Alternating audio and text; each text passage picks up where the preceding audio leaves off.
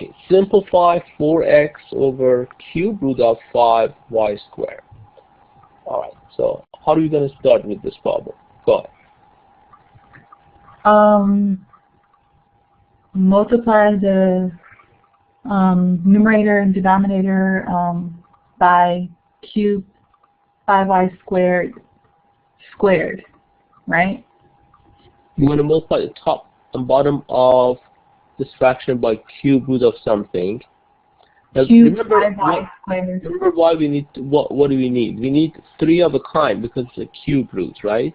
You have one 5 here, so how many more 5s do I need to eliminate that 5? 2 more. 2 more, right? So I need a total of 5, 3 5s. So I need to multiply top and bottom fraction by cube root of 5 times 5. So now I have total of, so if I write this down here as one giant cube root here, I do have 3 of these underneath this, so that would give me just 5 here when I move that out of that cube. Now, how about for this y squared? How many more y do I need in order to eliminate all those y's? I already have, I'll have 2, so how many more do I need? Remember, we need a total of 3. 1. So we only need 1 y here, very good.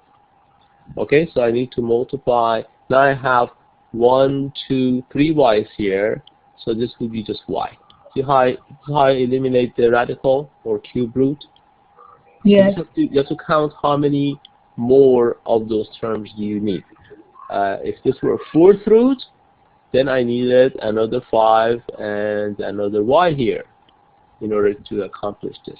So at the top of the fraction, I get 4x times cube root of 25y, and then I would put this here, 4x cube root of 25y. I just want to make sure that if you can reduce anything, doesn't look like you can reduce anything, and that how we rationalize this or eliminate the radical at the bottom of the fraction.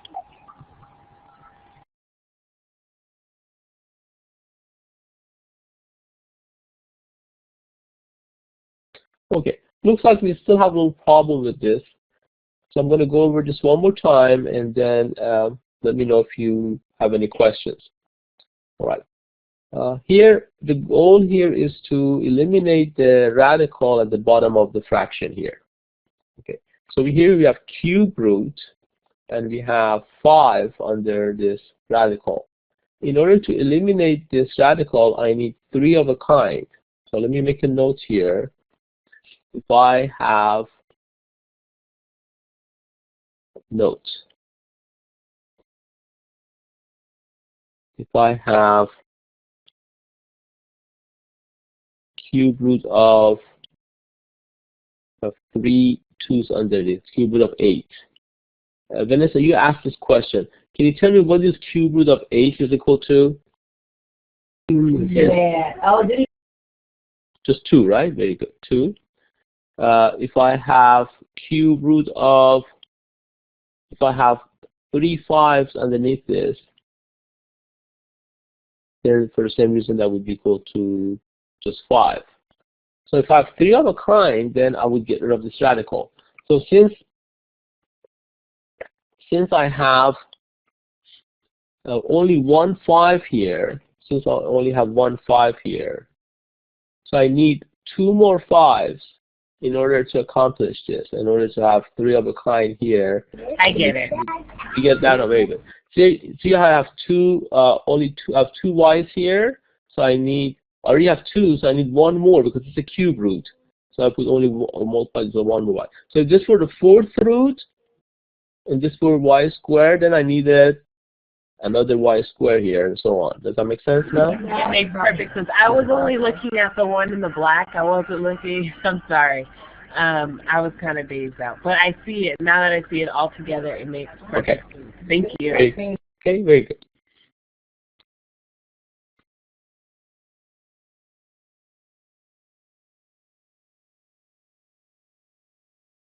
Okay, here we want to simplify 5 square root of 3 over square root of 5. So what do I need to multiply top and bottom of the fraction here with, anyone? To eliminate that radical, I have to multiply top and bottom fraction by what? By radical 5. Yeah, because it's just a square root of 5. I just did one more 5 here. So I would eliminate that radical at the bottom of the fraction. You rationalize it. So radical 5 times radical 5 with radical 25, which is 5. At the top of the fraction, you get 5 times square root of 15. You don't care if you have a radical at the top of the fraction. You just don't want to have any radical at the bottom of the fraction. So this is how you simplify that.